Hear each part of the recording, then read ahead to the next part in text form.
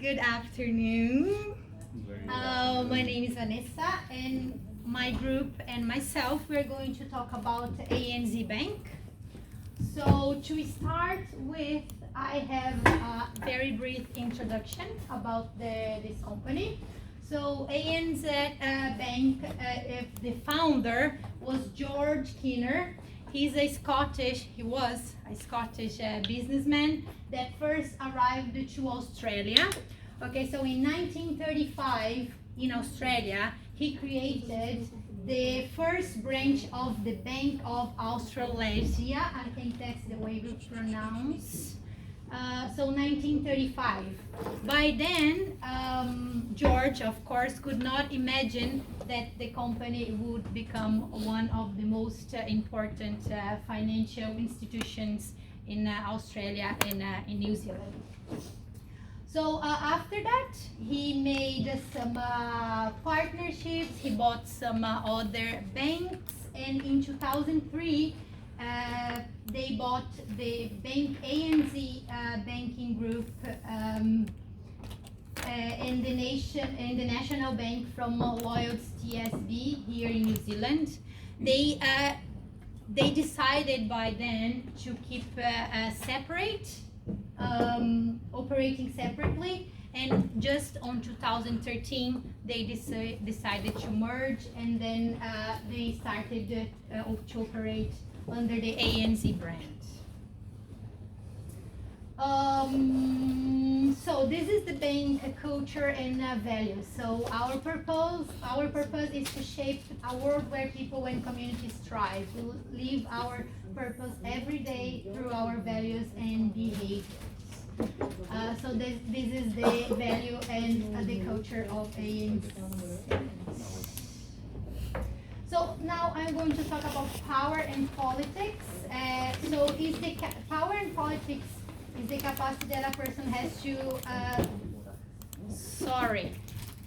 power is the capacity that a person has to influence the behavior of another person. The influencing person, maybe there's some grammar mistake here. Another person to make them to act in accordance with the influencing person's wish. So it means that if you detain the power, you have the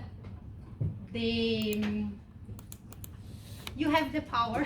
If you have the power, you have. Yes.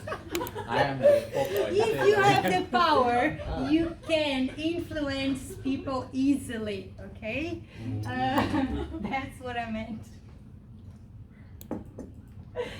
Okay, so here are my suggestions, because these are information that is not easily found on the websites of the companies. They don't say that which kind of power, source of power or technique of power we use to influence our employees. So according to my assumptions, because a bank, even though lots of like the companies nowadays, they try to practice like a modern way to manage business, in the bank industry is still very higher. Can you help me, the guys that hierarchically? Okay, that's it. So it's like the CEO, and then the managers, the middle level managers, and the bottom level managers. So even though they are trying to make things more modern, they still have this structure that is very,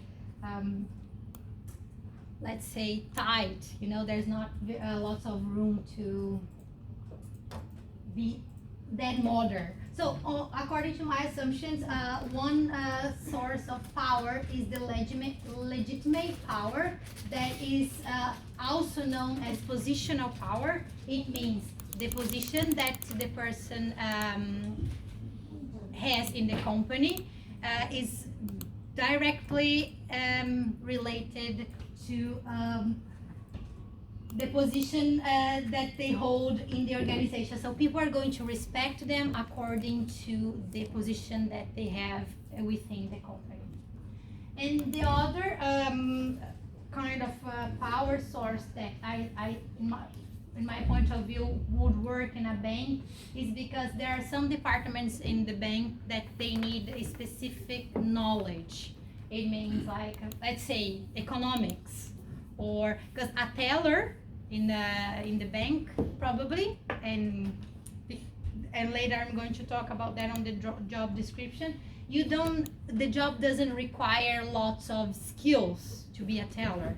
But if you are in the economic branch or anything, you are going to need some expert knowledge. So this is another kind of power that, for me, it can happen within the ANC bank. Oops, sorry. Here I have one political tactic and one technique of power. So political, I thought I put here consultation. As I told you, I don't have lots of knowledge about how it works within the bank industry, but in my point of view, I believe it's very strict. They are not very flexible. They are trying, but they still have lots of, there is still the pyramid. So the consultation is when the managers, they ask for, they include the employees in the decisions, in the planning process, and the changes that may occur within the company. So they are always consulting, as the word already is very self-explanatory. Okay, this is the political tactic, and a tactic of power that I thought that they might use, and it would be nice for me to work in an environment of that, is the empowerment, and it consists in recognize the employee, to acknowledge their skills and their background, and use that on the day-by-day operation to try to make the company even more profitable.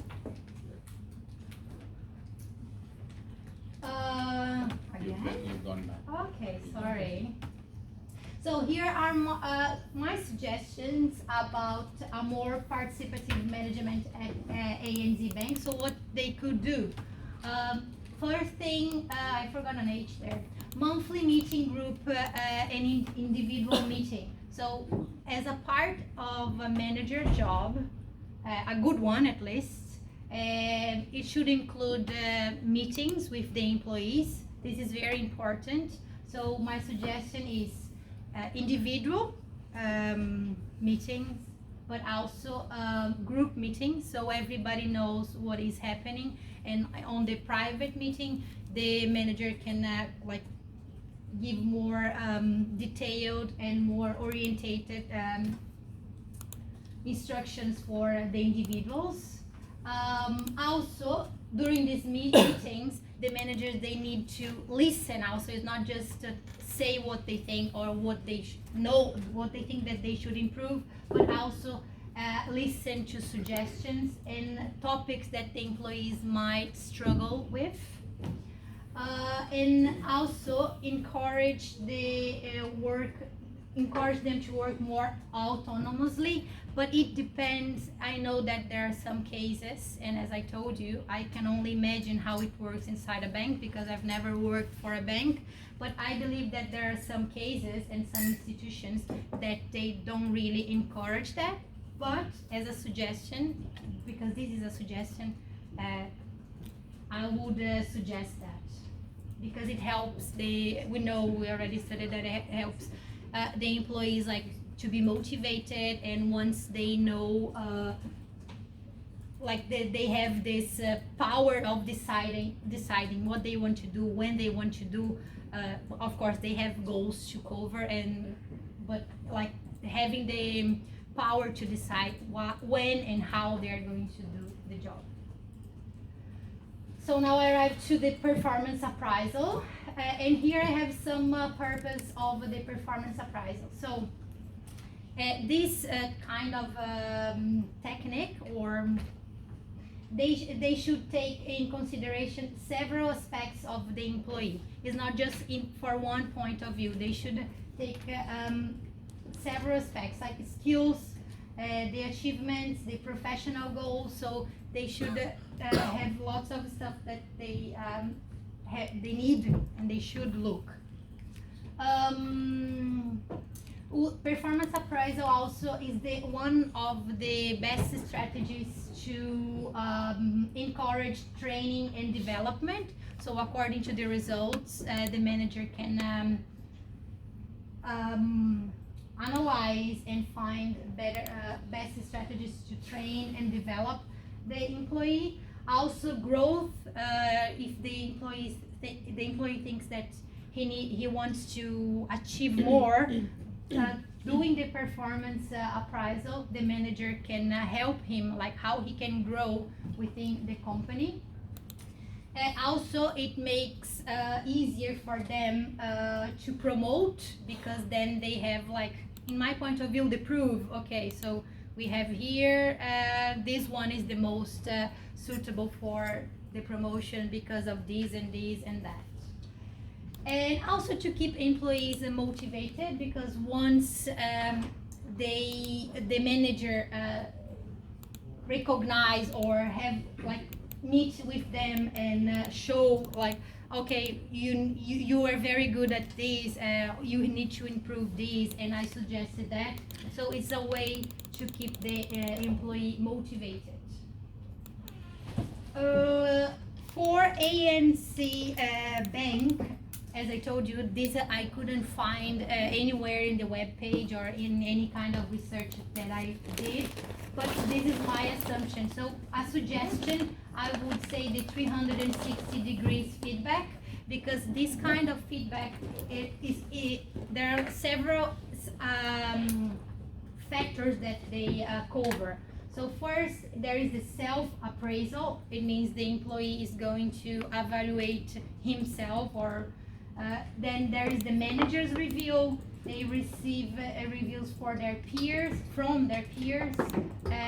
subordinate appraising manager, and also they can receive feedback from customers and clients. So there are several perspectives to analyze the employee, and because we also have several topics, several departments, let's say, reviewing, it helps also on the operational efficiency of the bank branch, because they can identify specific topics. Here I put that they perform quarterly and annual performance appraisal, but it's an assumption, because of course they don't say that on the website. But anyway, I think it's very effective doing the quarterly and the annual performance appraisal. Then there is the feedback, like how important is the feedback. So as I told you before, the feedback keeps the employee motivation, because they know that they are valued, and they can talk with the manager, and the manager can suggest on the one-to-one meeting, they can talk about what they are struggling with.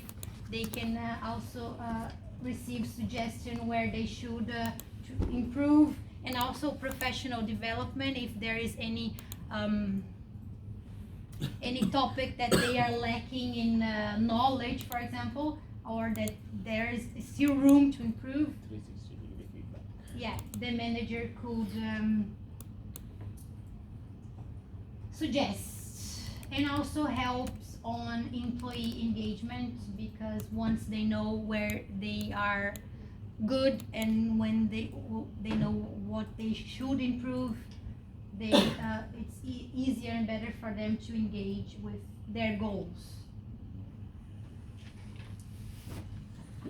Here is the job description. There are lots of stuff, but I just cut some because it's not going to fit on. So I put here the bank teller.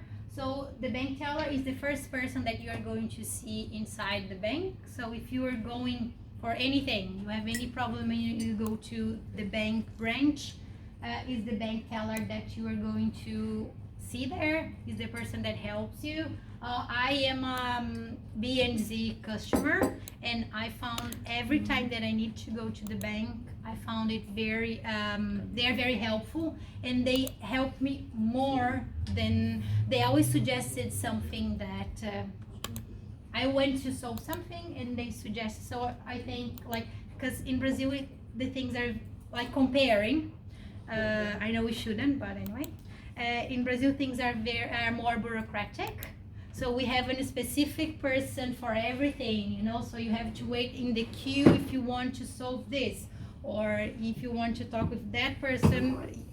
Just that person can solve that problem. And here, as like when I went to the bank, I saw that the teller can do it pretty much everything. I mean, like essential things that in Brazil we need to wait for that person or for that person or for that person. So every time that we need to go to the bank, we already like, I'm going to spend 1 hour, 2 hours, depending on. And here everything you solve like in 20 minutes. So the bank teller is the first person that you see inside the bank, and the responsibilities are receiving deposit and loan payments, cashing checks, recording night and mail deposit, and answer questions to customers on the phone and in person, and also opening bank accounts. And that's it, guys. Well done. Any questions anyone